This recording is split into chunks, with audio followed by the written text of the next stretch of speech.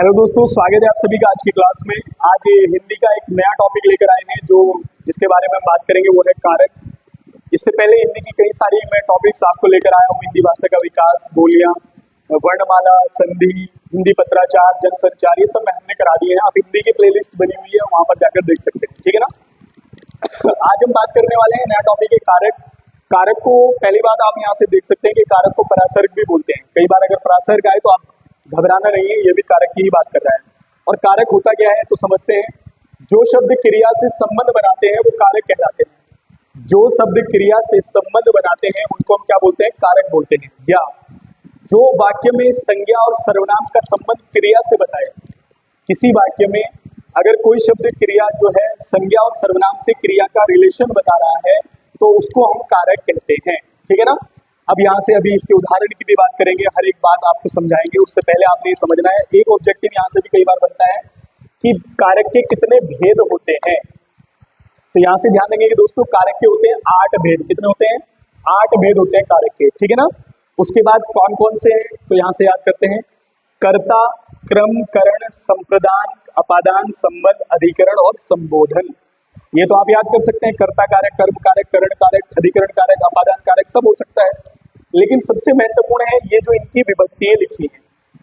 कारक के विभक्ति चिन्ह सबसे ज्यादा इंपॉर्टेंट है, क्योंकि आप जब वाक्य में प्रश्न आपके पास आएगा तो आपको वहां पर विभक्ति से ही पता चलेगा कि कौन सा कारक है, ठीक है ना। अधिकांश जो इसके उदाहरण आते हैं वाक्य के, वो सब विभक्ति से ही हो पाते हैं, ठीक है। तो हम बात करते हैं कर्ता की विभक्ति क्या है तो ने विभक्ति है। क्या है? ने। अगर मैं बात करूं कर्ता क्या है तो कार्य को करने वाला। जैसे मैं आपको ये समझा रहा हूं तो मैं कौन हूं इस समय? मैं करता हूं, ठीक है ना। कार्य को करने वाला क्या कहलाता है? कर्ता कहलाता है। उसके बाद आएगा कर्म कारक। कर्म मतलब जो कार्य हो रहा, कर्ता जिस कार्य को कर रहा है, वो काम जो कार्य हुआ है वाक्य में, उसको बोलेंगे हम कर्म। तो इसकी विभक्ति है को, ठीक है ना। उसके बाद है करण से।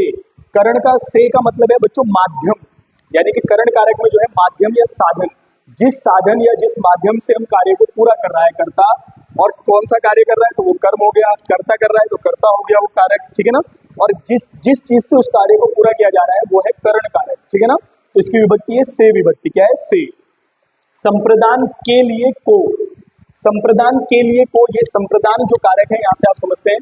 संप्रदान कारक को हम बोलते हैं जब कोई कार्य किसी की भलाई या हित पूर्ति के लिए किया जाए तो उसको हम जो है कौन सा कारक कहेंगे? संप्रदान कारक कहेंगे। तो इसकी विभक्ति होती है के लिए को।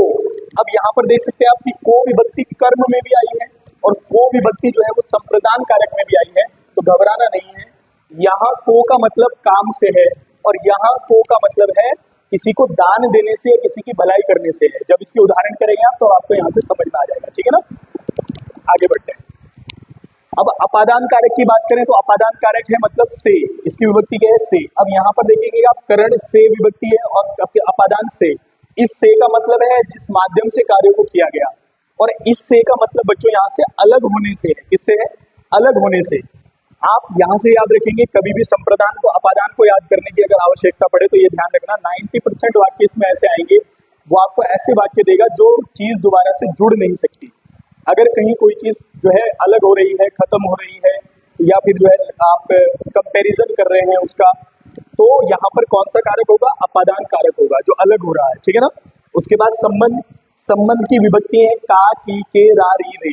यानी कि जिससे भी आप वाक्य में अगर वो किसी से संबंध बता रहा है, मेरा भाई, मेरी बहन, मेरी पुस्तक, मेरा घर, मेरी गाड़ी, तो ये सारे के सारे जो है क्या है?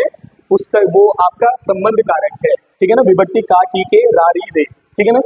आगे बात करते हैं अधिकरण। अधिकरण की विभक्ति आप देख सकते हैं में पर है। क्या विभक्ति है? में पर। जब कोई कार्य किसी स्थान पर पूरा हो रहा है, एक वो स्थान पर्टिकुलर आपको देगा कि भैया यहाँ पर कोई कार्य पूरा हुआ है, यहाँ पर खेल खेला जा रहा है, यहाँ पर लड़ाई हुई है, यहाँ पर ये हुआ है, वहां पर वो हुआ है, तो जहां पर भी में पर आएगा तो वहां पर जो है कौन सा कारक होगा? अधिकरण कारक होगा। उसके बाद बात करेंगे संबोधन, जो कि अंतिम कारक है 8वां। संबोधन की बात करेंगे तो हे, अरे। और यहाँ से याद करने के लिए इसमें जो है विस्मयादि बोधक चिन्ह आएगा। जब किसी को पुकारा जाता है तो यहाँ पर जो है क्या होता है? संबोधन कारक होता है, संबोधित करना किसी को, ठीक है ना। अब हम एक एक करके कारक को पढ़ेंगे। सबसे पहले कर्ता कारक को पढ़ेंगे और इसके जो है उदाहरण को करेंगे, ठीक है ना। और आपको समझाते चलेंगे, ठीक है ना। सबसे पहले आप यहाँ से ध्यान रखेंगे कि कर्ता कारक, आप अगर परिभाषा लेना चाहे तो साथ साथ आप मेरे साथ लिख सकते हैं परिभाषा, मैं आपको बता रहा हूँ। संज्ञा सर्वनाम के जिस रूप से कर्ता का बोध होता है जो कार्य को कर रहा है, यानी कि संज्ञा और सर्वनाम के जिस रूप से वाक्य में कर्ता का बोध होता है जो कार्य को कर रहा है, उसको कर्ता कारक कहते हैं। और यहाँ से विभक्ति आपने याद रखनी है, इसकी विभक्ति है ने विभक्ति, ठीक है ना। या आप ये देख सकते हैं जब कोई कार्य हो रहा है और उसका फल कर्ता पर पड़ रहा है, एफर्ट जो है उसका कर्ता पर है, तो वहां पर भी कर्ता कारक होगा, ठीक है ना। जैसे अगर हम इसका उदाहरण देते हैं, आपको जो है कर्ता कारक का एक उदाहरण देते हैं और यहीं से समझाते हैं। सबसे पहले तो आपने विभक्ति याद रखनी है, ठीक है ना। जैसे बालक ने खाना खाया,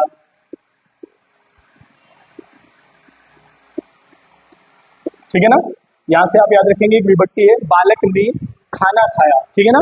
तो यहाँ पर मेन कैरेक्टर जो कौन है वो है बालक। तो बालक की बात करेंगे तो बालक में संज्ञा है ना, जातिवाचक संज्ञा है, ठीक है ना। तो मैंने अभी परिभाषा इसकी क्या बताई आपको, संज्ञा सर्वनाम के जिस रूप से जो है कर्ता का बोध होता है उसको कर्ता कारक कहते हैं। और सबसे मुख्य बात आप याद रखेंगे कि यहाँ पर एक विभक्ति आई है जिसका नाम है ने। तो देखो कर्ता कारक की विभक्ति क्या थी, कर्ता ने कर्म को करण से, तो कर्ता ने विभक्ति आई है, ठीक है ना। और यहां से आप याद सकते हैं। दूसरा, जैसे मोहन, अगर विभक्ति ना दे, मोहन खेलता है, यहां से आप याद रखेंगे, ठीक है ना। मोहन खेलता है, तो यहां से आप याद रखेंगे मेन कैरेक्टर कौन है, ये देखो खेलता है, ये है क्रिया, और जो बाकी के जिस रूप से संज्ञा सर्वनाम में कर्ता का जो बोध होता है, लेकिन खेल कौन रहा है, मेन कैरेक्टर कौन है खेलने में, तो मोहन है। तो यहाँ पर जो है मोहन क्या होगा, कर्ता होगा जो खेल को खेल रहा है। तो यहाँ से आप बात करेंगे जिस भी वाक्य में तुम्हें मेन फोकस कर्ता पर दिखे वहां पर जो है कर्ता कारक होगा, यानी कि कार्य करने वाला, ठीक है ना। तो उम्मीद है ये आपको समझ में आया होगा। पुस्तक से आप अपनी ऑब्जेक्टिव और बहुत सारे इसके उदाहरण कर सकते हैं, ठीक है ना। आगे बढ़ते हैं।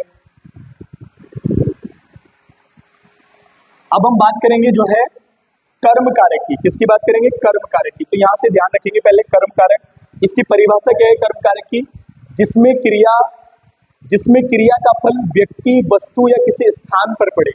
अब सुनो ध्यान से, पहले जो क्रिया हो रही थी यहाँ पर कर्ता कारक में, उसमें फल कर्ता पर पड़ रहा था, या मेन कैरेक्टर या जो जिससे कार्य मतलब बोध हो रहा था क्रिया का, वो कर्ता था, मेन कैरेक्टर, ठीक है ना। लेकिन यहाँ पर जो है काम भी कर्ता के साथ आएगा, यानी कि क्रिया के जिस रूप से क्रिया का फल या तो किसी वस्तु, स्थान या प्राणी पर जो है पड़ता है, तो उसको हम जो है कर्म कारक कहते हैं। और दूसरी बात यहाँ से आप याद रखेंगे कि इसकी विभक्ति क्या आएगी, को आएगी, क्या आएगी, को विभक्ति आएगी। अब इसका उदाहरण देखते हैं, देखो ध्यान से। तो बात करेंगे कर्म कारक के जो है उदाहरण की, ठीक है ना। कर्म कारक का उदाहरण देख सकते हैं आप। एक उदाहरण है, गीता ने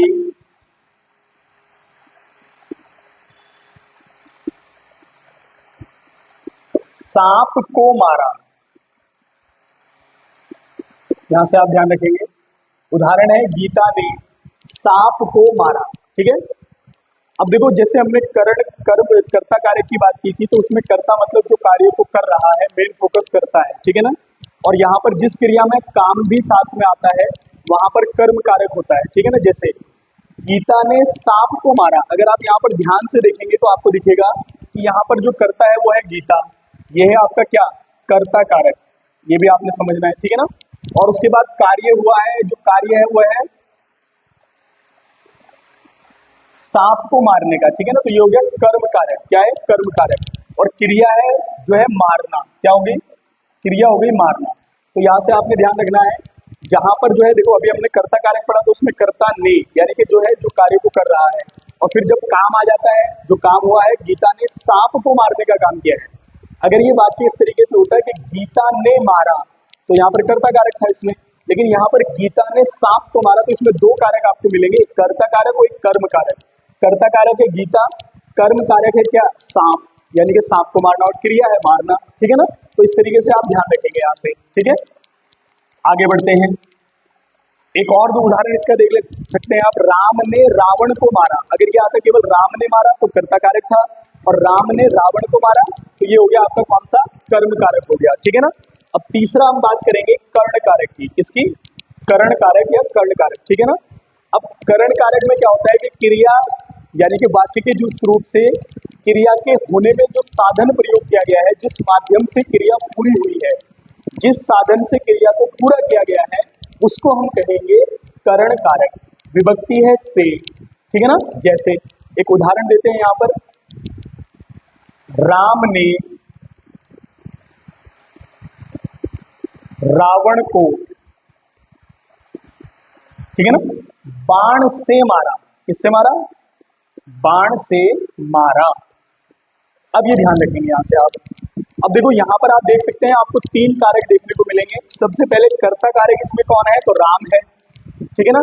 काम क्या हुआ है, तो रावण को मारने का काम हुआ है, कर्म कारक ये हो गया। और किससे मारा है रावण को, तो बाण से मारा है। बाण से मतलब साधन क्या प्रयोग किया गया है, बाण, और माध्यम क्या है, बाण, और क्रिया क्या हुई, तो मारना। तो यहाँ पर आप देखेंगे तीसरा कारक है, यहाँ पर आपको मिलेगा कर्ण कारक, ठीक है ना। तो यहाँ पर आप समझ सकते हैं, जैसे अगर मैं कोई एक आपको उदाहरण दूं कि राम ने मारा, कर्ता कारक, राम ने रावण को मारा, कर्म कारक, राम ने रावण को जो है बाण से मारा, तो ये आपका कर्ण कारक हो जाएगा, ठीक है ना। अब ऐसे ही आप गीता ने मारा, कर्ता कारक, गीता ने सांप को मारा, कर्म कारक, गीता ने सांप को किससे मारा, डंडे से मारा, सांप को डंडे से मारा, तो यहाँ पर आपका हो जाएगा क्या, कर्ण कारक। अब आप देख सकते हैं जब यहाँ पर कर्ता की विभक्ति ने आपको देखने को मिली है, रावण की विभक्ति को मिली है, और बाण से मिली है, यानी कि यहाँ पर आपको कर्ता, कर्म और कर्ण तीनों की विभक्तियां मिली है, ठीक है ना। तो यहाँ से आप समझ गए होंगे ये तीनों जो कारक हैं, तीन कर्ता, कर्म और कर्ण, ये तीनों आसान है, ठीक है ना, और उदाहरण भी मैंने आपको इनके बता दिए। अब अगले जो है कारक पर बढ़ते हैं, जो है संप्रदान, ठीक है ना। क्या है, संप्रदान, संप्रदान कारक की बात करेंगे अब हम, ठीक है ना। सबसे पहले मैंने संप्रदान के बारे में आपको ये बताया था कि अगर हम संप्रदान कारक की बात करें तो सबसे पहले आप याद रखेंगे कि जो कार्य किसी की हित पूर्ति, ठीक है ना, हित पूर्ति या फिर भलाई के लिए जो कार्य किया जाता है, उसको जो है हम कहते हैं संप्रदान कारक, ठीक है ना।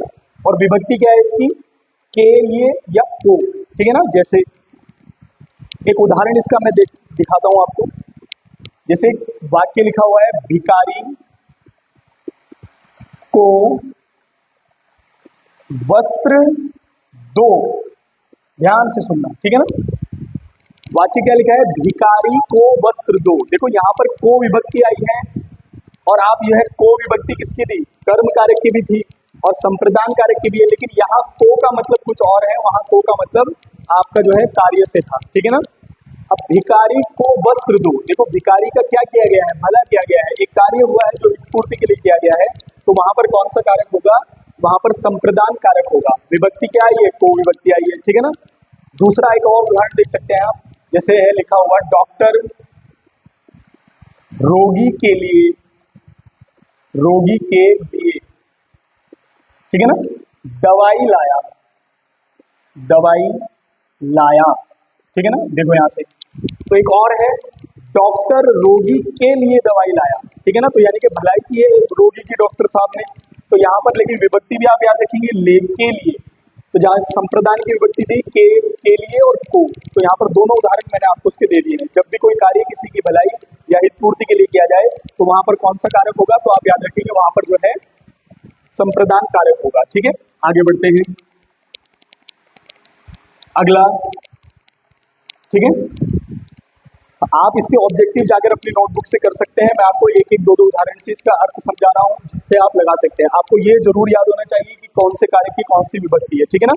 अगला कारक हम बात करेंगे कौन सा है, अपादान कारक, ठीक है ना। अपादान कारक, और ये तो सबसे ज्यादा आसान है। अपादान कारक की अगर हम बात करें बच्चों, तो मैंने तुम्हें बताया है कि जब जो है कोई चीज किसी चीज से अलग होती है, और विभक्ति आप याद रखेंगे से, जब कोई चीज कम हो रही हो या खत्म हो रही हो या किसी चीज से अलग हो रही हो या कहीं जो है भय हो या फिर जो है कहीं कंपैरिजन किया जा रहा हो, तो वहां पर कौन सा कारक होगा, अपादान कारक होगा।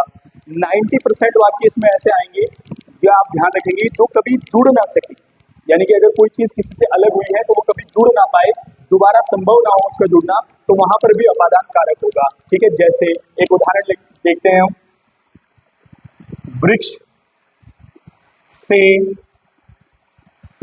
पत्ते गिरे, ठीक है ना। क्या उदाहरण है, वृक्ष से पत्ते गिरे। अब देखो क्या हुआ, वृक्ष से जो पत्ते गिरे हैं वो दोबारा वापस नहीं लग सकते, संभव नहीं है। लेकिन विभक्ति भी आप याद रखिए कि कौन सी आई है, से विभक्ति आई है। तो यहाँ पर कौन सा कारक होगा, तो यहाँ पर जो है आपका अपादान कारक होगा, ठीक है ना। एक और इसमें आता है, हिमालय से नदियां निकलती है, हिमालय से गंगा निकलती है, तो यहाँ पर भी हिमालय से गंगा अलग हुई। और अगर जैसे और तरीके के वाक्य भी आ सकते हैं, जैसे वहां देश से निकल गया, तो देश से अलग हो गया कोई व्यक्ति, तो वहां पर भी जो है अपादान कारक होगा। वहां घर से कई बार भाग चुका है, से विभक्ति आई है, अलग हो गया है घर से, तो वहां पर भी अपादान कारक ही होगा, ठीक है ना। अब आगे बढ़ते हैं, हम बात करेंगे संबंध कारक की, ठीक है ना। किसकी बात करेंगे, संबंध कारक की। संबंध कारक सबसे ज्यादा आसान है, इसमें आपने ध्यान रखना है, जिसमें जो है का, की, के, रा, री, रे से इसकी विभक्ति से संबंध बताए जाते हैं, ठीक है ना। जैसे अगर मैं कहूं मेरी पुस्तक, मेरी पुस्तक, ठीक है ना, तो देखो इसमें जो है संबंध बताया गया है कि पुस्तक किसकी है, मेरी है, ठीक है ना। उसके बाद मेरा भाई, देखो री रा, ठीक है ना, मेरा भाई, तो यहाँ पर भी जो है क्या होगा, आपका जो है संबंध कारक होगा, ठीक है ना। या फिर जो है किसी भी तरीके से आप रिलेशन बता सकते हैं, जैसे आप एक उदाहरण था इसका, हाँ, दशरथ का बड़ा बेटा राम है, क्या है, दशरथ के जो है बड़े पुत्र जो है वो क्या है, राम है, का बड़ा बेटा राम है, तो देखो का विभक्ति आई है।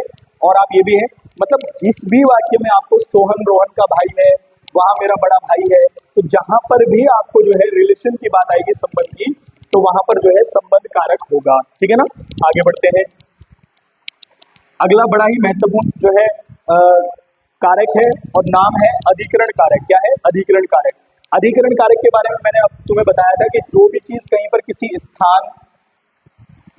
स्थान या फिर समय यानी कि काल का बोध करा रही है, तो वहां पर अधिकरण कारक होगा। जैसे एक उदाहरण इसका देख लेते हैं, यहां पर उदाहरण है, बच्चे छत पर खेल रहे हैं। एक उदाहरण है, बच्चे छत पर खेल रहे हैं, तो देखो कहां पर खेल रहे हैं, छत पर खेल रहे हैं, तो देखो में पर विभक्ति आ सकती है, तो यहाँ पर भी कौन सा जो है कारक होगा, तो यहाँ पर आप याद रखेंगे अधिकरण कारक होगा। और एक चीज और यहाँ से ध्यान रखनी है, देखो ये आपको एक स्थान के बारे में बता रहा है कि बच्चे खेल रहे हैं कहाँ, छत पर खेल रहे हैं, ठीक है ना। या फिर जो है मेज पर पुस्तक रखी है, चाय मेज पर रखी है, ठीक है ना, फोन टेबल पर रखा है। आप इस तरीके से कोई भी वाक्य जो किसी स्थान का बोध कराए, तो वहां पर जो है कौन सा कारक होगा, जो अधिकरण कारक होगा, या विभक्ति में पर आप याद रखेंगे। एक यहाँ से और इसका उदाहरण आप याद कर सकते हैं, काल वाला। जैसे एक उदाहरण है, परीक्षा परीक्षा मार्च में होगी, कब होगी, मार्च में होगी, ठीक है ना। तो यहाँ से आप ये ध्यान रखेंगे, ये उदाहरण है, परीक्षा मार्च में होगी, तो ये भी आप जो है कब होगी, में विभक्ति आई है और समय की बात कर रहे हैं, काल की, तो आप याद रखेंगे कौन सा कारक हो गया, तो आप याद रखेंगे अधिकरण कारक होगा, ठीक है ना। आगे बढ़ते हैं, लास्ट अंतिम संबोधन कारक की बात करेंगे। किसकी, संबोधन कारक की बात करेंगे। संबोधन में मैंने तुम्हें बताया कि विस्मयादि बोधक चिन्ह लगा होगा जब किसी को पुकारना लगो। जैसे एक उदाहरण है, हे, विस्मयादि बोधक चिन्ह लगाएंगे आप, ईश्वर, हे ईश्वर कष्टों को दूर करो, ठीक है ना। किसको पुकारा जा रहा है, ईश्वर को पुकारा जा रहा है, हे ईश्वर कष्टों को दूर करो, हे राम, तो इन सब में जो है संबोधन किया जा रहा है, तो यहाँ पर कौन सा कारक होगा, संबोधन कारक होगा। और या फिर अरे, हे, अरे इसकी क्या विभक्ति है, जहां पर भी आए तो वहां पर आपको संबोधन कारक देखने को मिलेगा, ठीक है ना। तो दोस्तों उम्मीद है आप सबको ये समझ में आया होगा। बहुत सारे उदाहरण आप अपनी पुस्तक से जाकर इसके कर सकते हैं, केवल कॉन्सेप्ट आपने समझना है, उसके बाद प्रश्न हल करना आसान हो जाता है। मिलते हैं नेक्स्ट वीडियो में समास को लेकर, और समास भी आपको इसी तरीके से उदाहरण के आधार पर सिखाएंगे। धन्यवाद।